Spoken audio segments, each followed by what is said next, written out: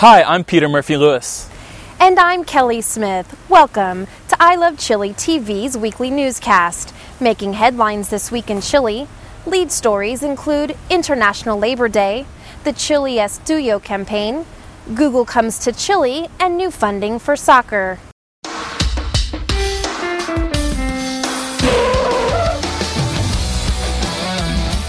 Last weekend was dominated by International Labor Day celebrations on May 1st. Demonstrations organized by CUT, the Confederation of Workers, took place in all regions of the country. In Concepcion, over 2,000 people marched on the city's Plaza España de las Armas, while in Santiago, police dispersed minor disturbances at a demonstration at the Alameda. The Archbishop of Santiago, Ricardo Ezzati, made a call for decent working conditions during the celebration of Mass last Sunday. He said that it is our responsibility to ensure justice for each worker so they can develop fully and provide for their families. Meanwhile, President Sebastián Piñera stressed his government's efforts at creating jobs and called on all workers to unite. He highlighted the 480,000 jobs created last year and promised further modernization to improve labor justice and the protection of all workers' rights. Chileans are being encouraged to take more vacations in their home country thanks to a new campaign. The second stage of the Chile es Tuyo campaign, or Chile is Yours, was launched last Tuesday by Senatur, the National Tourism Service, in order to promote domestic tourism. It includes over 60 promotional packages as well as a digital platform designed to stir the pride of Chile. According to the Senatur director, domestic tourism is expected to account for 71% of all tourist activity in 2011. The world's largest search engine, Google, is coming to Chile to set up its headquarters in the country.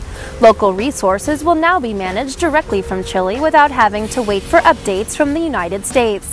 This was all made possible thanks to Eduardo Puli, a civil engineer who has now assumed the post of country manager. According to Puli, it took 4 years of work to lay the foundation and help develop the internet industry in such a way that it was attractive enough to open operations in the country. The new local office will help Chilean companies create a better connection with their consumers through Google's online advertising platform, among other benefits. President Sebastián Piñera spearheaded the launch last Monday of the Chile Stadios plan, which involves an investment of $170 million to promote both amateur and professional soccer throughout the country. The president emphasized that the first phase, which includes an investment of $95 million, will be an open competition through which municipalities and sports organizations can access funding to improve their sports infrastructure.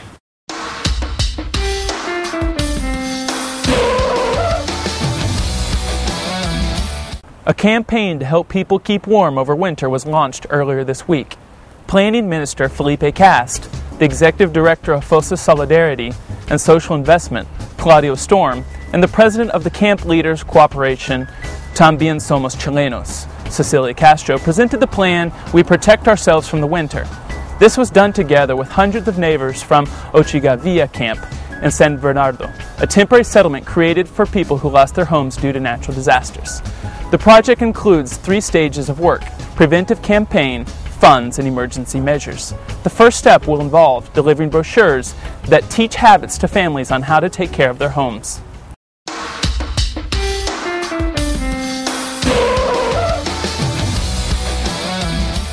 Hi, I'm Vanessa Calland, and welcome to Culture and Entertainment.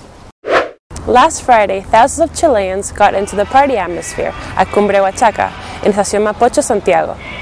The festival, which celebrates popular culture in Chile, was marked by people dancing the national dance, the cueca, and drinking terremotos, a legendary cocktail of wine and pineapple ice cream that has people swaying on their feet.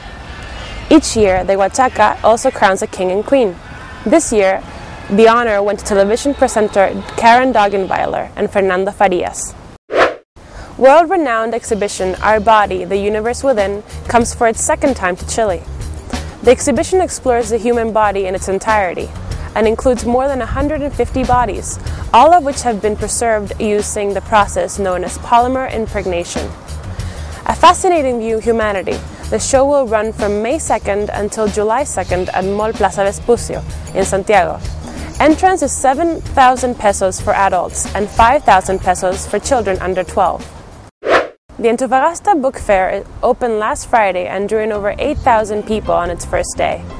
This international literary fair is being held for the first time in Antofagasta and will be open to the public until May 8th. The event will include famous writers including Alberto Carrizo from Chile and Osvaldo Reynoso from Peru.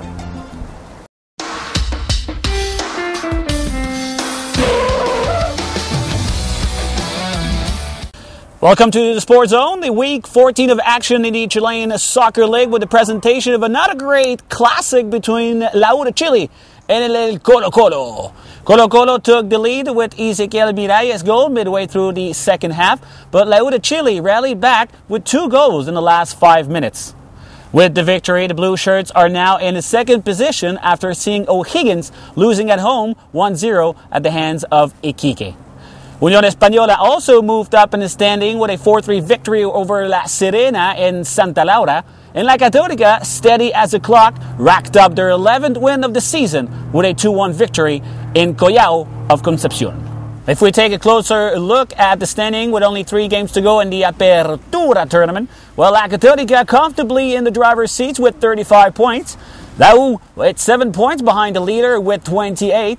Unión Española and O'Higgins hanging tough with 27 and 26 points respectively, and Unión La Calera falls to 7th place after the 1-1 tied this weekend against Huachipato. We look at Colo-Colo now, 10th place for El Grande Colo with 17 points, but still 3 points away from a playoff spot. Some more soccer, this time on the international scene. The Chilean defending champions, La Católica, continued their brilliant run at the Copa Libertadores with a historic 2-1 win in Brazil last week against Grêmio de Porto Alegre in their first leg of the round of 16. The Argentinian striker Lucas Prato scored twice for La UC and sums up 6 tallies in the competition and is the second best goal scorer of the Copa Libertadores 2011. Well, this week, La Católica secured their spot into the quarterfinal on Wednesday with a 1-0 victory in San Carlos de Apoquindo with a goal from Milovan Mirosevic. PC's player qualified for the first time in the quarterfinal in 14 years and will face Peñarol of Uruguay, who defeated the defending champions Internacional of Porto Alegre. And finally, in tennis, after a successful debut in Belgrade against Martin Kleysen, Fernando Gonzalez lost to Feliciano Lopez in the second round by the score of 4-6, 6-7.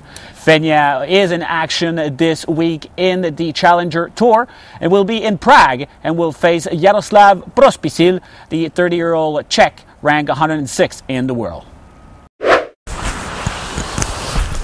That's it for the sports news. We'll see you next week.